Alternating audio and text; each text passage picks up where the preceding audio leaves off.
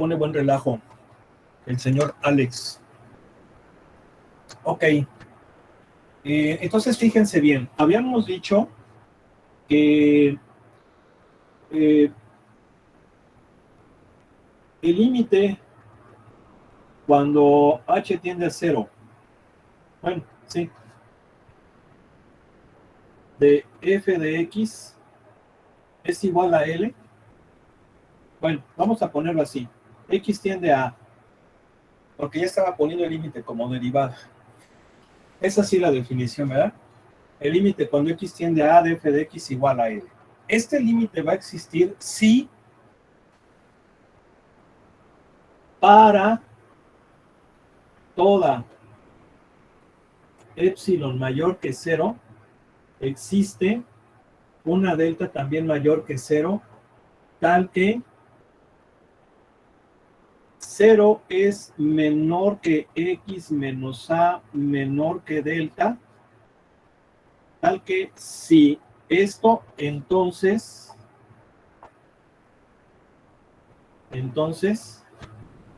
esto, f de valor absoluto de f de x menos L menor que epsilon. ¿Sí?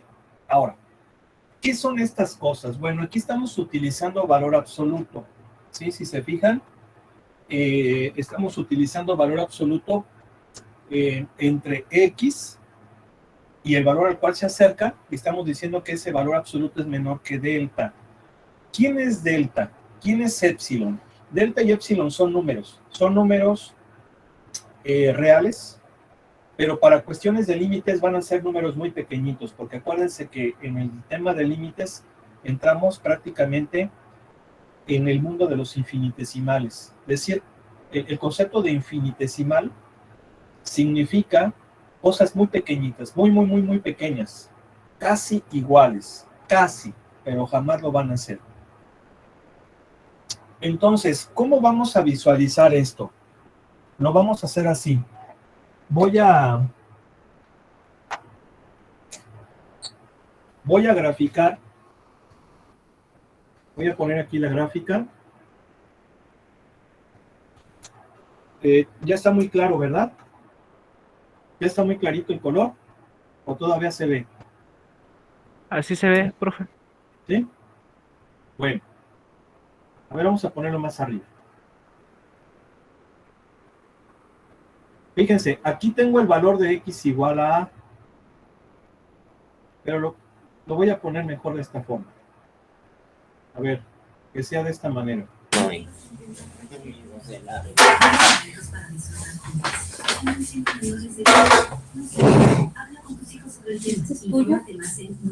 creo. Si pueden silenciar su micrófono, gracias. Esta es la gráfica de la función f de x. Entonces yo estoy dando un valor de a. Voy a analizar el valor x igual a a.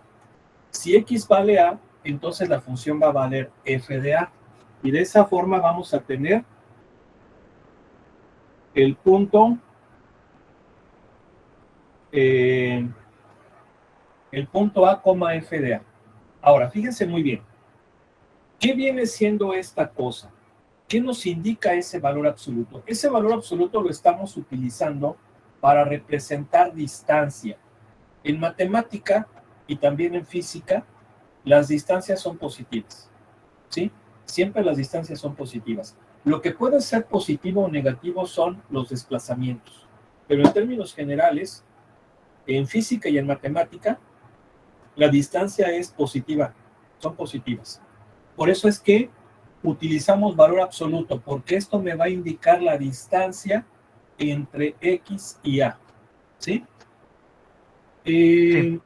Entonces, voy a coger esta definición y fíjense, recuerden que ya en la primera unidad analizamos desigualdades con valor absoluto y vimos cómo resolverlas.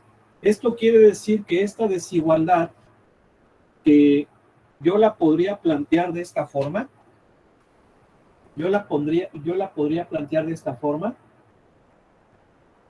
Si yo la analizo, si quito el valor absoluto, me va a quedar así. ¿Sí se acuerdan que al quitar el valor absoluto en una desigualdad de este tipo, me quedaba de esta forma. Sí. Bien. Y lo que voy a hacer es encontrar el valor de x. Si yo despejo el valor de x, me va a quedar así. X menor que delta más a, pero mayor que a menos delta. ¿Sí están de acuerdo? Esto es para esta. Y para esta de aquí sería f de x menos L menor que epsilon, pero mayor que menos epsilon. Y si despejo a f de x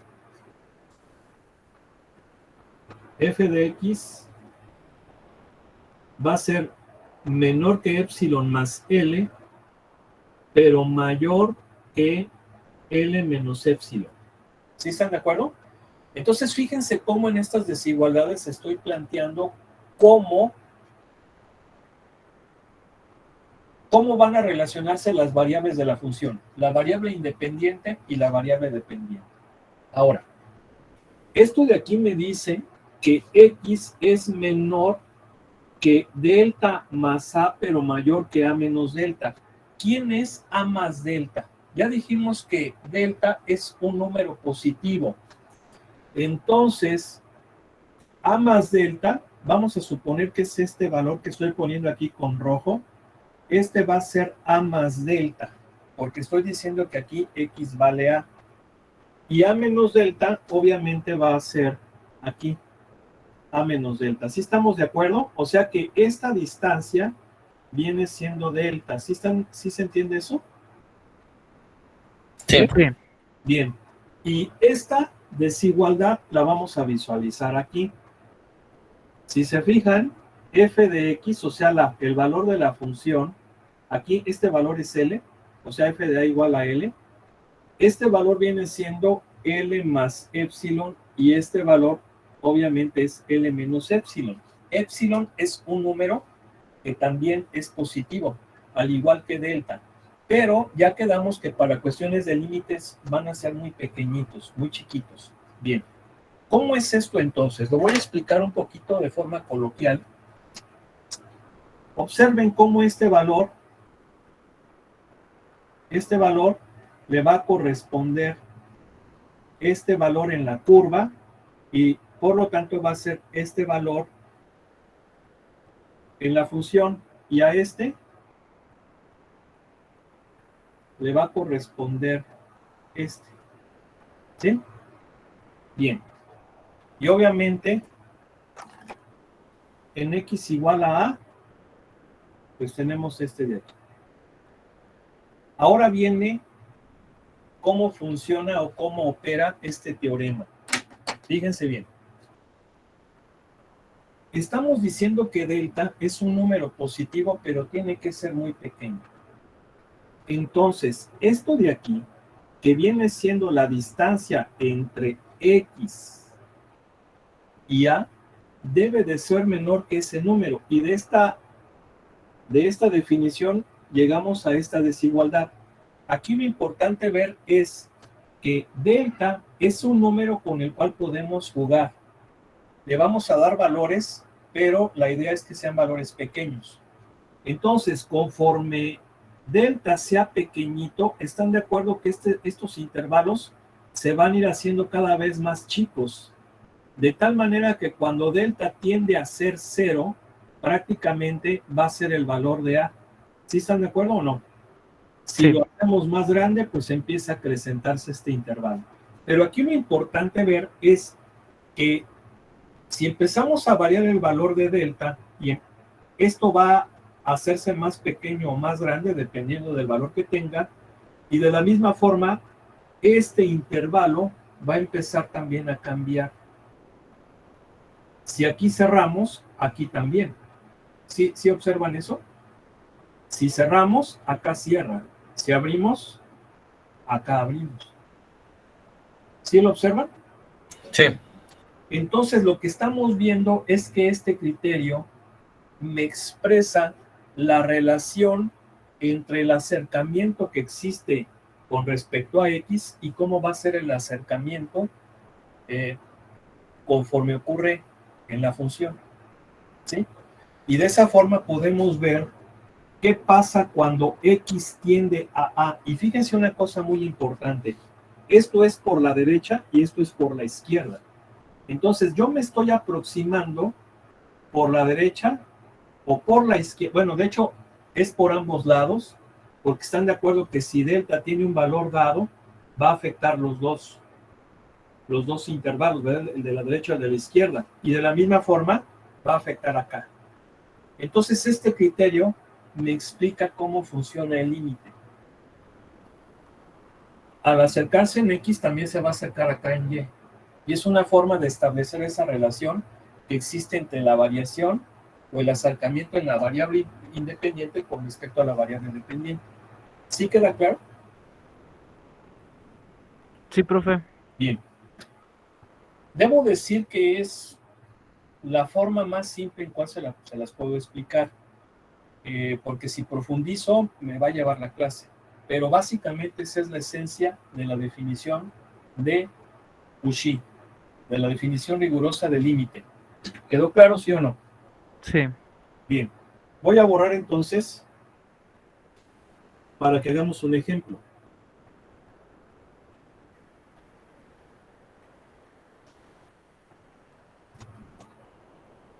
A ver. Voy a proyectar.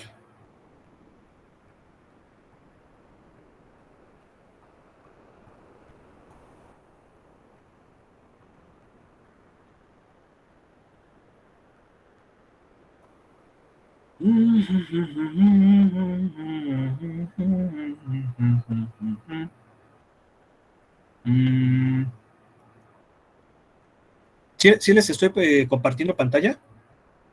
Sí. Ah, ok.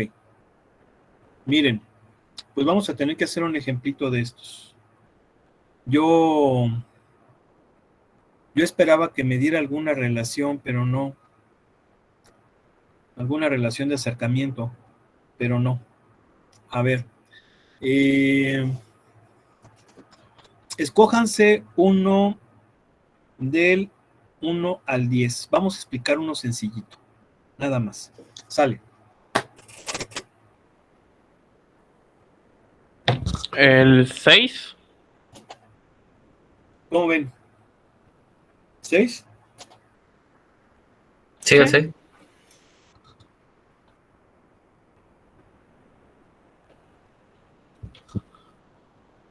¿Sí? Está mejor el 10, ¿no? Bueno, sí, el 12. No, bueno, no dijo del 1 al 10, ¿verdad? Sí, porque ya del 12 tengo que meterme con otras cosas que tengo, que se las puedo explicar, pero antes tendría que ver uno del 1 al 10. El 10 está bien. Ya. El 10 está bien entonces. Bien, les voy a explicar qué es lo que vamos a hacer. Fíjense bien. Bueno, aquí viene un ejemplo.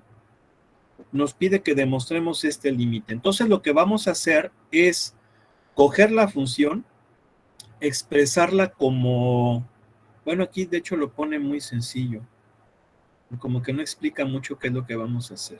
Bueno, creo que sí se los voy a tener que explicar conforme vayamos desarrollando el ejercicio. A ver, quedamos que iba a ser el 10. A ver. Me dice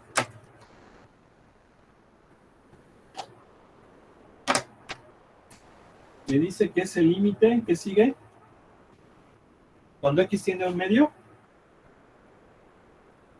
Sí. A un medio, ¿verdad? ¿De quién? De 8 por 2X menos 4. Perdón, menos 5. Igual a 8. ¿Sí es así o no? Sí. ¿Sí se ve o no se ve? Pues yo veo como que Está desenfocándose mucho, profe. No oigo. Se está desenfocando mucho. Que la canción. Ay. No, pues se supone que ya le puse la... A ver. ¿Cómo se ve? ¿Ya? Mejor. Ahí está. Sí, ya mejor. Sí. Bien. Ok, vamos a comenzar. ¿Cómo lo vamos a empezar a hacer? Fíjense bien. Voy a partir de esto, del f de x menos L. Si se fijan, esto viene siendo, vean cómo es un teorema. ¿Por qué es un teorema? Porque nos dice si esto, entonces esto. ¿Sí o no? Entonces, como quien dice, esto viene siendo la tesis. Entonces, la forma de validar el límite es partir de la tesis y ver que la tesis la satisface la hipótesis. Que la tesis la satisface la hipótesis. ¿Me explico o no? ¿Sí? Sí, profe. Bien. ¿Quién es f de x? Pues obviamente f de x va a ser a lo que le estamos sacando el límite. 8 por 2x menos 5 menos 5, perdón, nada más, ¿verdad? Menos L. L viene siendo esto. ¿Ok? ¿Qué vamos a hacer ahora? Vamos a hacer operaciones. Esto es valor absoluto de 16x menos 40 menos 8. Ahí está. Bien. ¿Qué voy a hacer ahora?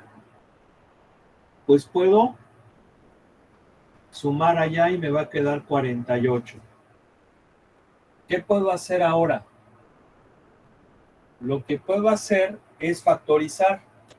A ver. 16 y 48 son divisibles entre 4, ¿verdad? ¿Sí o no? Sí. Sí. Bueno. Ok, pero Entre 8 también. entre 8 Sería también. mejor entre 8. Entre Hasta 8. entre 16. Entre el propio 16. Sería el mayor divisor. Exactamente. Pero aquí pasa una cosa. ¿Cuál es esa cosa que voy a considerar? Tengo que considerar esta. Esta es la hipótesis. Entonces, aquí ya estoy desarrollando yo la tesis. Pero si parto de la hipótesis me dice esto. X menos 1/2 menor que delta. ¿Sí están de acuerdo o no? Sí. ¿Sí? Bien. Entonces, la idea es que tengo que utilizar la hipótesis. Sí, tengo que utilizar la hipótesis.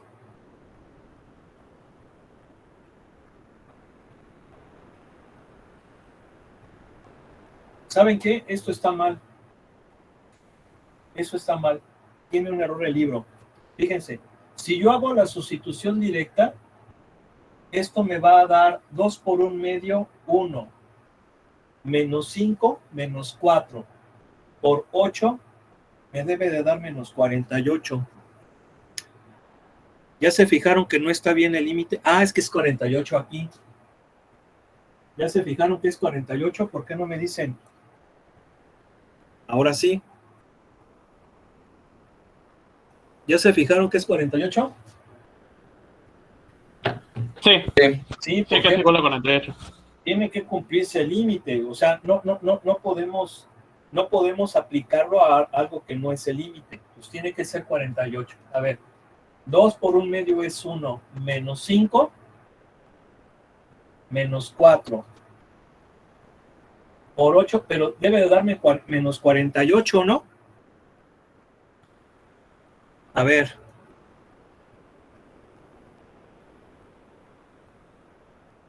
Ahí está mal el... Ah, es que aquí es más. Ahí es más. ¿Por qué no me dicen, jóvenes? ¿Ya se fijaron que es más? Sí. Sí, no nos habíamos fijado. Es que ahora sí ya está bien. Ahora sí ya está bien. Entonces vamos a corregir. Aquí debe de ser más.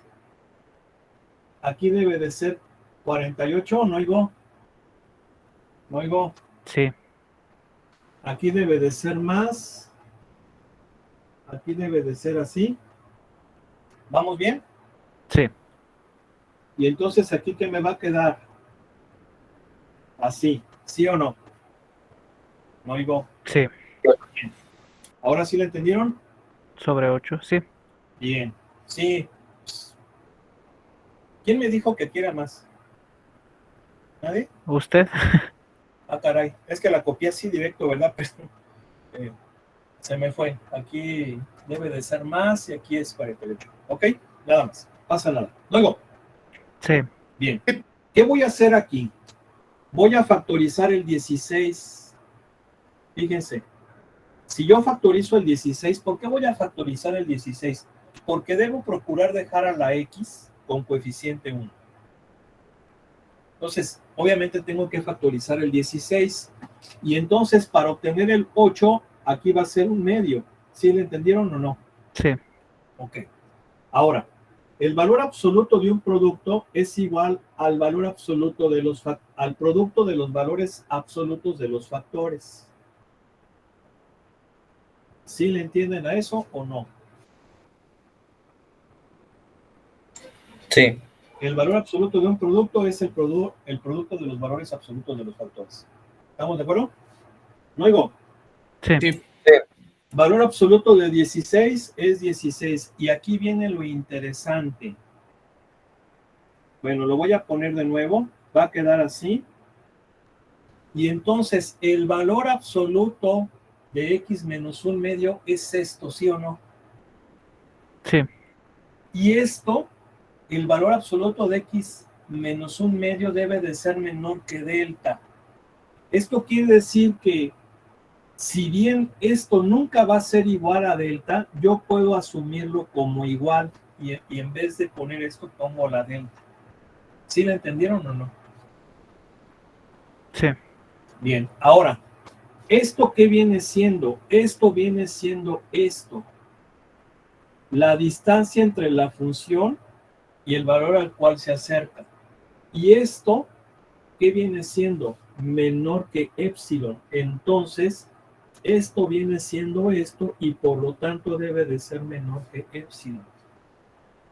¿Sí se entendió o no? Sí.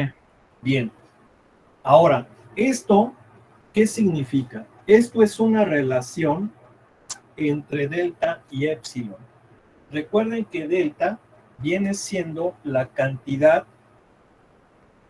con la que se aproxima x y epsilon es la cantidad con la que se aproxima f de x.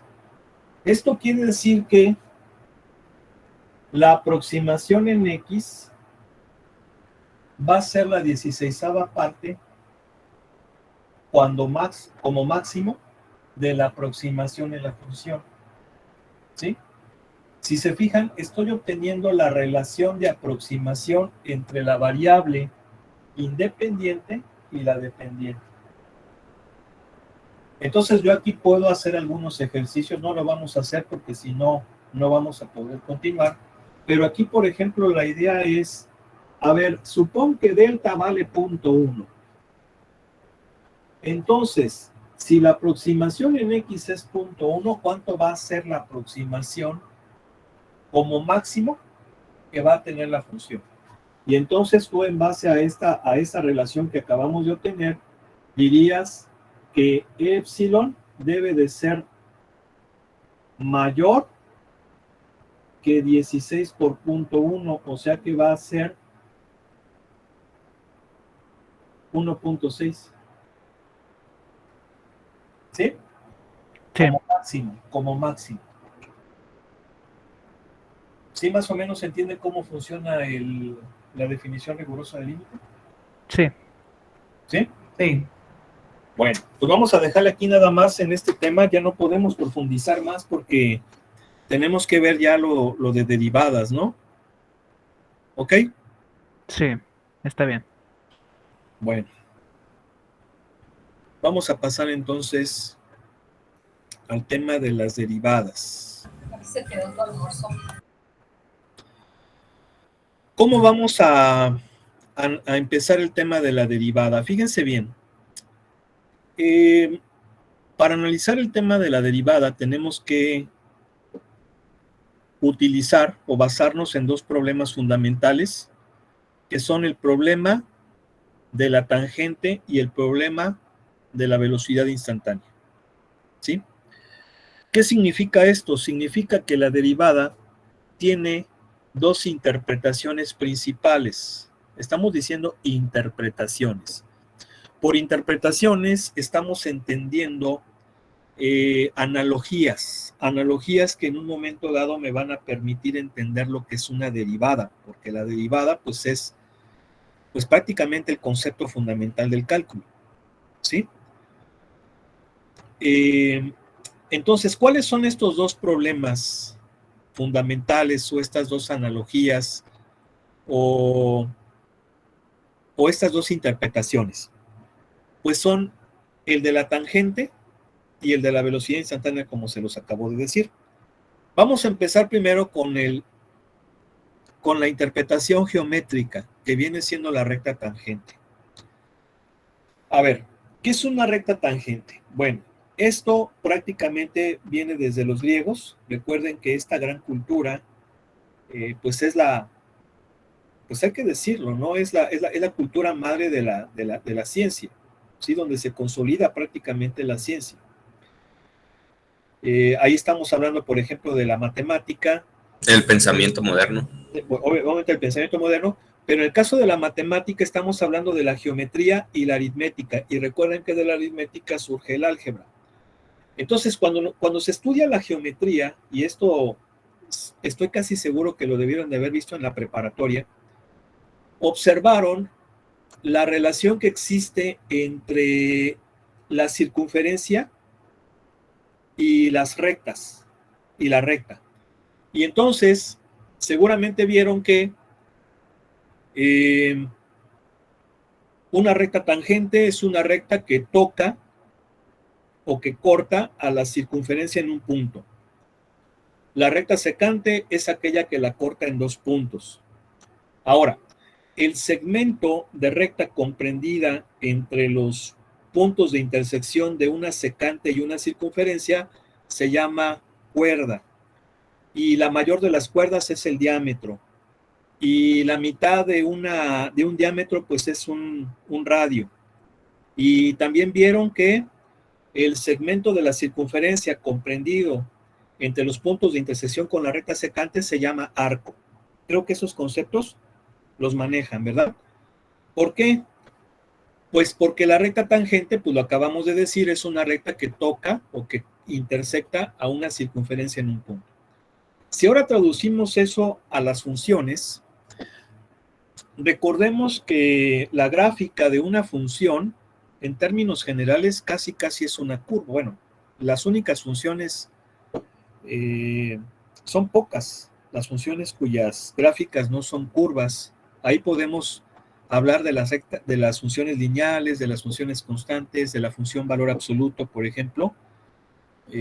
Claro, valor absoluto bajo ciertas circunstancias, pues son rectas, no son curvas, pero de ahí en fuera, casi todas van a tener curva. Por eso, cuando se habla de curva en geometría analítica o en matemática, pues estamos hablando de la gráfica de una función, ¿sí? Bien, entonces, si entendimos eso, vamos a ver cómo es esto. A ver, ahorita dejo de presentar.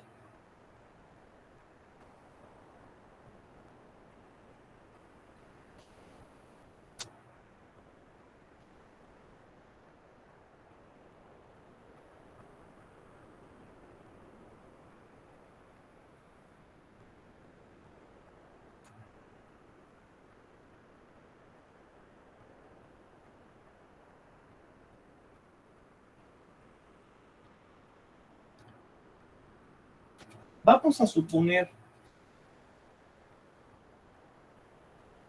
que yo aquí tengo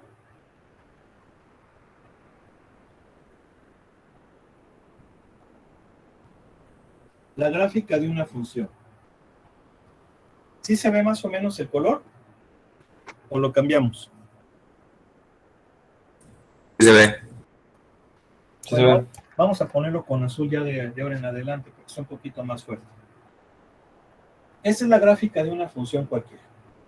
Esta gráfica, pues, es lo que casi siempre se llama curva. Bien. Ahora, vamos a suponer que yo aquí le voy a dar un valor a x. X igual a... Bueno. Este valor x igual a me va a determinar un punto. Un punto cuyas coordenadas, lo voy a poner por aquí, van a ser a, f de a. ¿Sí? Bueno, lo voy a poner acá abajo porque ahorita voy a empezar aquí a dibujar. Bueno, vamos a ponerlo así. Ese es el punto que se llama a, f de a. Ahí está. Y obviamente f de a pues es el valor de la ordenada correspondiente. Bien. Pero, pues yo ahí tengo un punto. Si yo, por ejemplo, incremento a A, que es el valor de X, si la incremento una cantidad H, entonces este valor va a ser A más H. Vamos a suponer que este es el X inicial, este va a ser el X1, A más H. Estoy sumándole a A una cantidad H. Le estoy incrementando en este caso, o aquí como le estoy poniendo. H puede ser una cantidad negativa, y entonces en ese caso pues sería un decremento. Creo que eso se entiende, pero para fines de explicación vamos a suponer que es un incremento. Entonces, este nuevo valor me va a determinar otro punto que va a ser A más H, f de A más H. ¿Sí? Ahí está. Este es f de A más H. Bien, estos dos puntos me determinan una recta que, según lo que acabamos de ver, ¿es una recta que? Secante, ¿sí o no? Ah, caray, aquí ya le estoy regando. ¿Sí o no? Sí. Antes, sí. Una recta secante. Bien, a ver, déjenme, voy a volver a...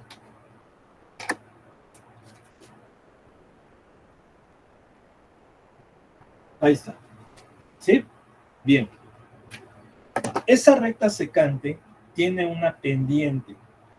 Una pendiente que yo puedo calcular fácilmente con la fórmula que sé de geometría analítica.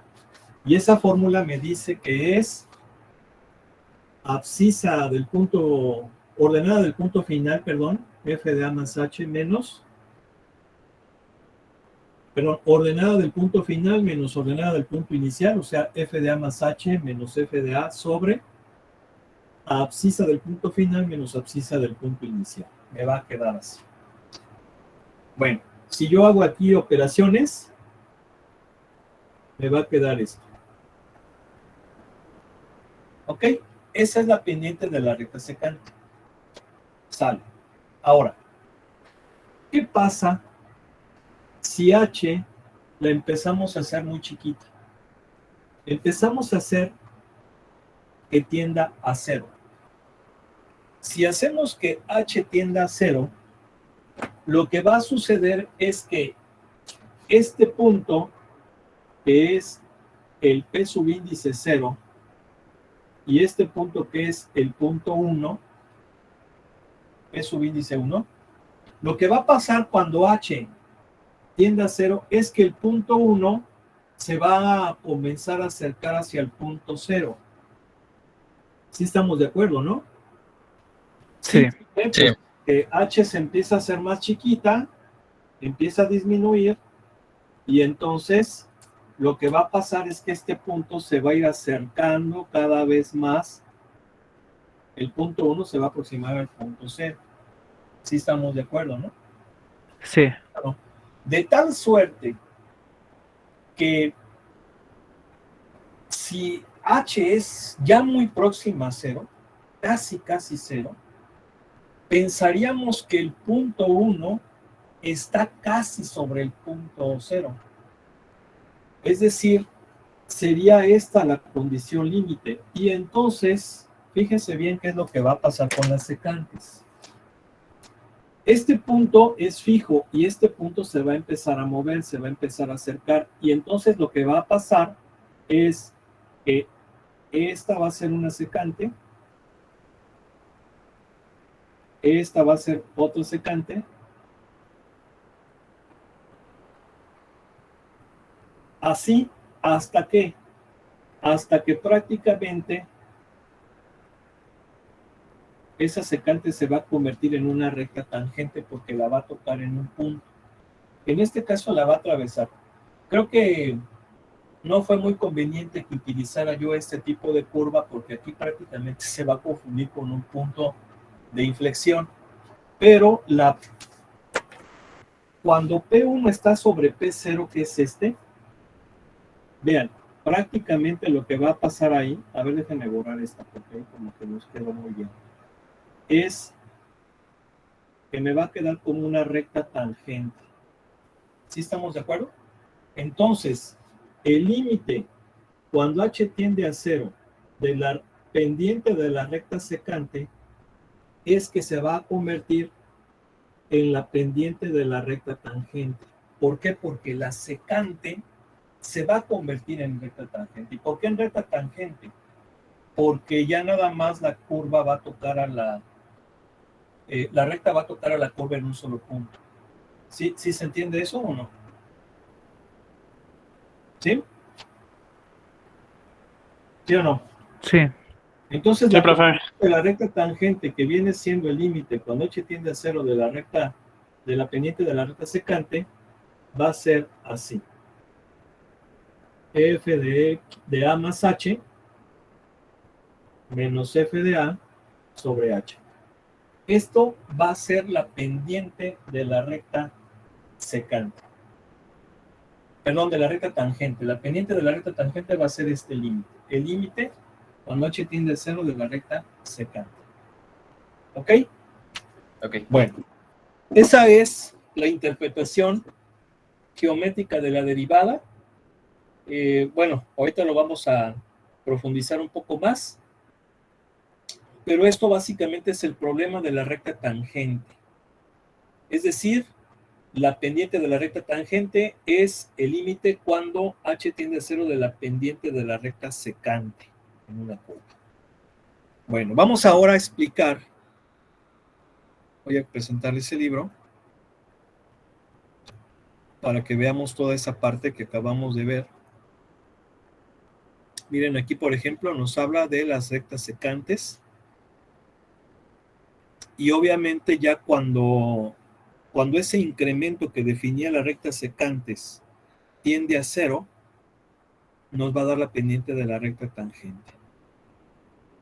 Ok. Esa es la interpretación geométrica de la derivada. Vamos a pasar ahora al siguiente problema o a la siguiente interpretación, que es el problema de la velocidad. Bueno, a ver, vamos a explicarlo esto de una forma un poco didáctica. Vamos a suponer que ustedes van a ir a la ciudad de Celaya. Se van a ir en su coche. ¿Sí? Tienen que llegar allá porque pues va a ser el cumpleaños de su novia o su novio y pues le gusta mucho la cajeta y le van a llevar unos dulces cajetosos. Y bueno, pues ustedes obviamente preparan todo y como son muy precavidos dicen, a ver, la distancia de aquí a Celaya son 70 kilómetros. Entonces, se van, salen de aquí de Querétaro a las 12 del día, 12 de la tarde, bueno, sí, 12 del día, y llegan allá a la 1 de la tarde. ¿Cuánto tiempo duró su viaje? Bueno, pues duró 1 hora. Estamos de acuerdo, ¿no? Entonces la pregunta sería, ¿qué velocidad desarrollaron durante su viaje? ¿Qué velocidad desarrollaron? A ver.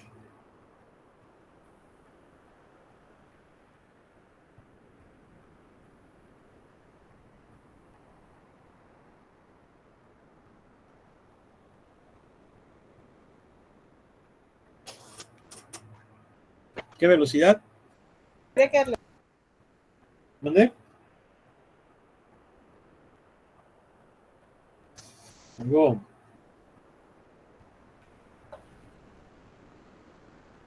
Sería una velocidad cercana a los 60 por hora.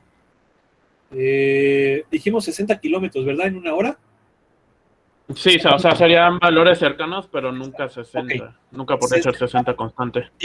Diríamos que es 60 kilómetros por hora. Pero lo que dice su compañero es verdad. Esa es la velocidad promedio. ¿Sí? La velocidad promedio. O sea, si yo, por ejemplo, me fui a Celaya, ¿verdad? ¿O se fueron a Celaya ustedes?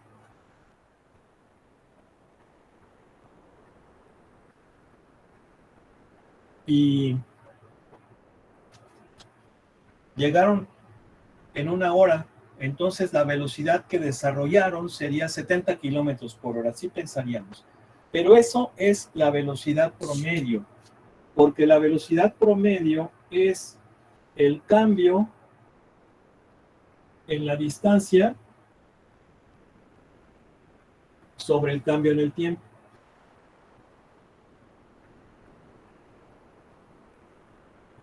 ¿Sí? O sea que esto es delta D sobre delta T. Delta D sobre delta T. ¿Sí? Sí, ¿por qué? Pues porque obviamente yo empiezo a medir la distancia a partir de Querétaro. Aquí son 0 metros, 0 kilómetros, llegando allá son 70, supongamos, 60, supongamos que está cerrado. Y obviamente empiezo a medir el tiempo desde que inicio mi viaje, tiempo 0 o 0 horas. Llego en una hora, ¿sí? Es como si pusiera mi cronómetro. Entonces, eso es la velocidad promedio. Ahora, no es la velocidad, efectivamente lo que dice su compañero es muy cierto y todos estamos de acuerdo con eso, de que durante el viaje no mantuve esa velocidad igual. No es posible, incluso es hasta peligroso. En realidad lo que pasó es que, por ejemplo, vamos a suponer que me voy por la libre, ¿verdad? Por la libre a Celaya, no me voy por la autopista, es más seguro. Entonces vamos a suponer que antes de llegar a Paseo voy a 100 kilómetros por hora. Pero llegando a Paseo, observo que están los vibradores, hay una curva. Entonces, ¿qué sucede? Tengo que disminuir la velocidad. Seguramente ahí voy a ir a 50 o a 60 kilómetros por hora. Posteriormente, después de las curvas, hay un retén. ¿Sí? Hay un retén. Entonces voy a tener que prácticamente detenerme, frenar. Pero una vez que paso el retén, o sea, no me quitan tiempo los policías, sino que pues, tengo que frenar o tengo que ir a 5 kilómetros por hora, ¿verdad? Generalmente no se detiene uno. Simplemente baja uno la velocidad, 5 kilómetros por hora. Y ya una vez que paso el retén, pues ya hay que acelerar. A lo mejor voy a subir a 110, pero adelantito me voy a topar con un tráiler que va muy despacio. Entonces, pues tengo que rebasarlo, tengo que subir a 120. Una vez que lo paso, bueno, no me gusta ir muy rápido, me voy a ir a 100 kilómetros por hora, pero llegando al puente de intersección con la autopista, pues tengo que bajar la velocidad porque ahí hay un poquito ya de tráfico, etcétera. Entonces, voy a estar desarrollando diferentes valores de velocidad. ¿Sí están de acuerdo o no? Nunca fueron 60 kilómetros por hora constantes. Eso fue el promedio de velocidad. Sí, porque también pueden pasar accidentes. Claro, Sí, definitivamente. Entonces, aquí vemos que hay dos conceptos principales de velocidad.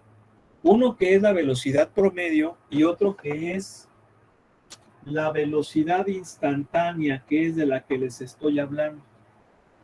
La velocidad instantánea, cuando yo estaba en la secundaria, porque nos explicaron todo esto en la secundaria, llevamos 3 años de física. Nos explicaban los libros lo que era la velocidad instantánea de forma muy entendible. Y nos decían, mira, la velocidad instantánea, haz de cuenta que vas en el coche y es la que vas a observar en el velocímetro. Entonces, es lo que les digo. Antes de llegar a paseo, voy en mi coche, escuchando musiquita, ¿verdad? Disfrutando el viaje, veo el velocímetro y observo 100 kilómetros por hora. En ese momento, esa es la velocidad instantánea. Llego a la mancha urbana, empiezan los vibradores, hay que disminuir la velocidad, veo el velocímetro, bueno, el velocímetro está acá, veo el velocímetro, 60 kilómetros por hora. Esa es la velocidad instantánea en ese momento. Luego, tengo que bajarla porque está el retén, observo 10 kilómetros por hora. La velocidad en ese momento, en ese instante. Luego voy a rebasar, vamos a pisarle un poquito, pero pues veo el valor, ¿verdad? No, para no ser tan pato. 120, etcétera. Si se fijan, esos valores que yo observo o mido en instantes o momentos bien determinados, bien definidos, es lo que se conoce como velocidad instantánea. Entonces la velocidad instantánea viene siendo el límite cuando delta t tiende a 0 de la distancia. Acuérdense que la distancia está en función del tiempo. Entonces la distancia de t más delta t menos distancia en función del tiempo sobre la variación en el tiempo. ¿Por qué esto es la velocidad instantánea? Porque si estoy diciendo que es la velocidad, y recuerden que la velocidad es distancia sobre tiempo, variación de distancia sobre variación del tiempo, estoy diciendo que es instantáneo porque es en ese preciso momento, en ese preciso momento. Y al decir que es en ese preciso momento, prácticamente no hay variación de tiempo, porque lo veo instantáneamente. Por eso es que delta t tiende a 0 cuando algo es instantáneo. ¿Sí se entiende o no?